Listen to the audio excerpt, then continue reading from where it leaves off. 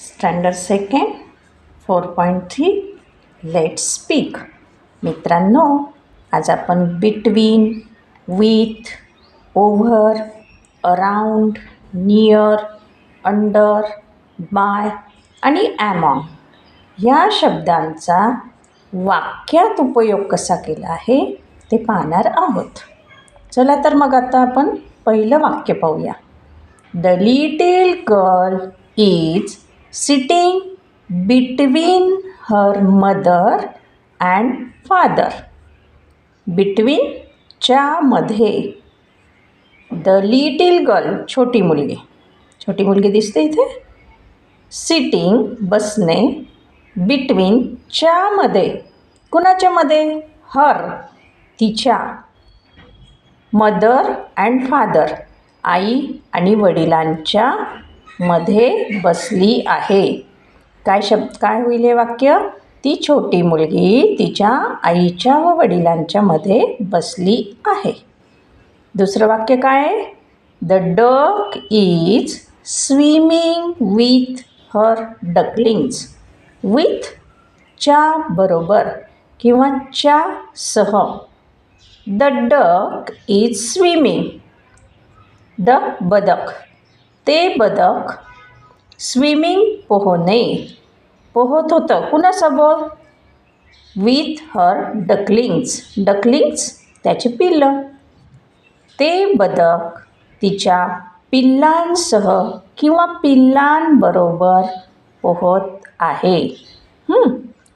तिसरं आहे the birds are flying over the trees.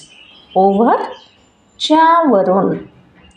ते बर्ड्स म्हणजे ते पक्षी त्या झाडांवरून उडत आहे. दिसत आहे ना, पक्षी झाडांवरून उडत आहे. ओव्हर च्या वरून. ते पक्षी झाडांवरून उडत आहे. The butterflies are fluttering around the flowers. Butterflies फुलपाखरू. फ्लटरिंग भिरभिरणे. अराउंड च्या भोवती. कुणाच्या भोवती? फ्लॉवर्स फुलांच्या. काय होईल वाक्य मग आपल्या मराठीतून? ती फुलपाखरे त्या फुलांभोवती भिरभिरत आहे. The man is standing near the car. Near च्या जवळ. मॅन माणूस. स्टँडिंग उभा असणे. काय वाक्य होईल मराठीतून? तो माणूस त्या गाडीजवळ उभा आहे. तो माणूस त्या गाडीजवळ उभा आहे. The car is park under the tree. Car गाडी. अंडर च्या खाली. ती गाडी त्या झाडाखाली लावली आहे.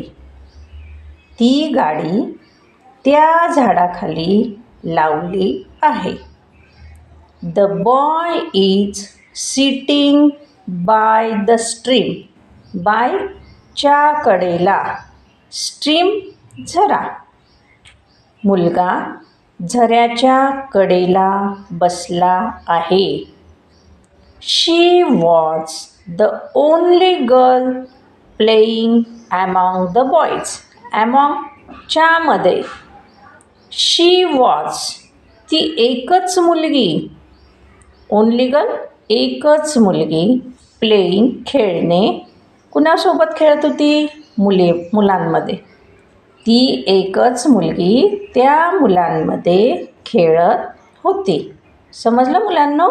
आपण between, with, over, among, near, under, by आणि अराउंड यांचा वापर वाक्यांमध्ये कसा केला ते पाहिलं. थँक्यू.